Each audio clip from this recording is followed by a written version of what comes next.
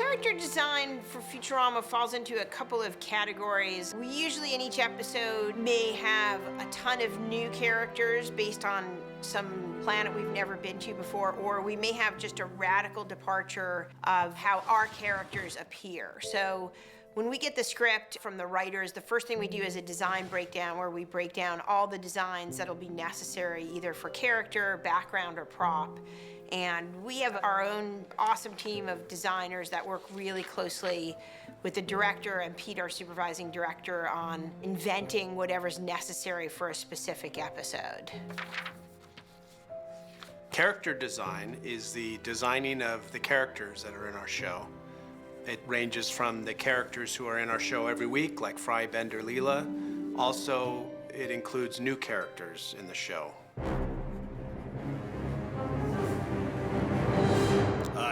I'll help ye for a cut of the booty. Tarquin was a sea captain, so I pretty much looked at a bunch of references from sea creatures, sea plants, and so I wanted him to be a sea alien. We added a bunch of elements from sea plants, animals, just so he looks like he belongs to the ocean. Matt's style is so strong and specific that it's actually fairly easy to adapt to. And I think our designers have gotten just really great at working within that style. I think that's the funnest part about this project is coming up with new characters and developing your own and showing them what you got, but still keeping it in the style of Futurama. Key element of this character design is trying to have the overbite there. And having a walleye. As long as we keep that in the style, it kind of sells the idea that it's drawn in the Matt Groening style.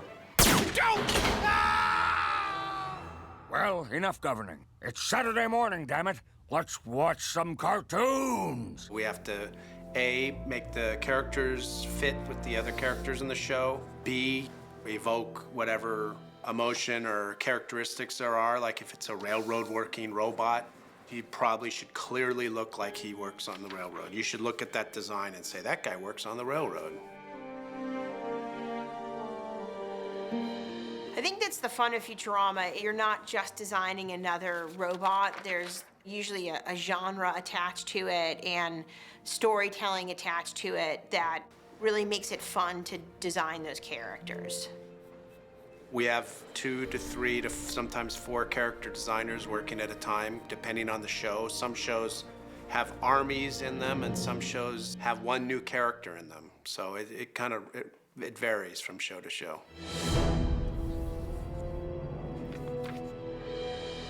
This season, we've had a couple of challenging designs. One was a flame creature, which appears in an episode where the Planet Express team ends up sort of fighting this great fire on the sun, and Bender inadvertently brings back a stowaway who's a serial arsonist. Greetings, Bender.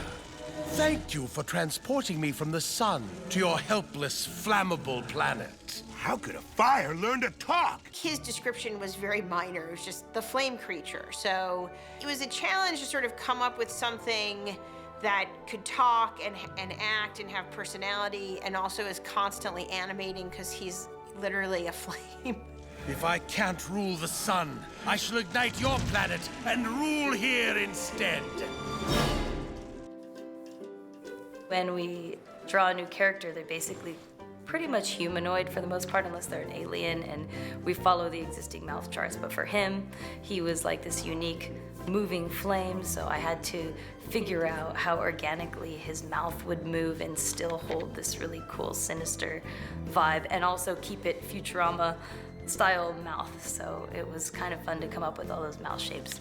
We also have a very sort of classic fairy tale episode where Leela undergoes a pretty major transformation by the end of the episode.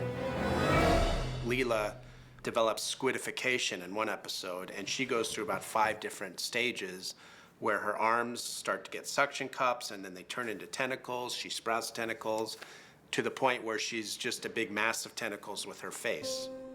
I'm keeping her same head, but I'm eliminating her body completely and just elongating it. She's a little taller than she would normally be because she's basically just a stretched out mass of tentacles that are sliming along. I know. But that was kind of fun because they're just a bunch of overlapping shapes, but it comes together to look like a bunch of tentacles.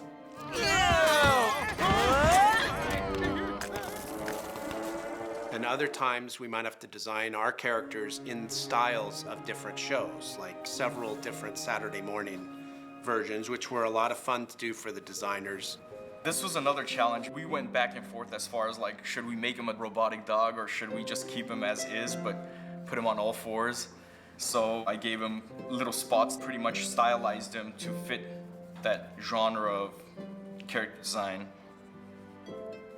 Each season's a new challenge, and this was no exception. A lot of new characters to design. As always, it's a challenge to make them new and fresh and funny. I think we broke the barrier with characters. There was a ton of characters, ton of great backgrounds, ton of different environments that we covered, different genres of characters as well. It was a lot of fun for me. I love working on different styles of shows and coming up with different characters for those shows.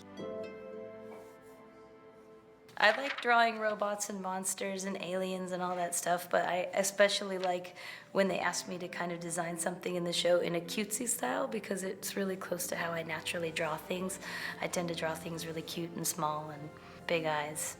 We really don't half-ass anything, and I think whether, you know, a design appears incidentally or is, you know, a major new design, we really sort of pour our hearts into it, and I think it really sort of flows from the directors who really just have a passion for what they're doing that shows through, and it's really motivating and rewarding for the designers to work with them, and it's so much fun to see something you designed and created up on screen that really helps tell a story or help make a joke work or contributes to the success of the show.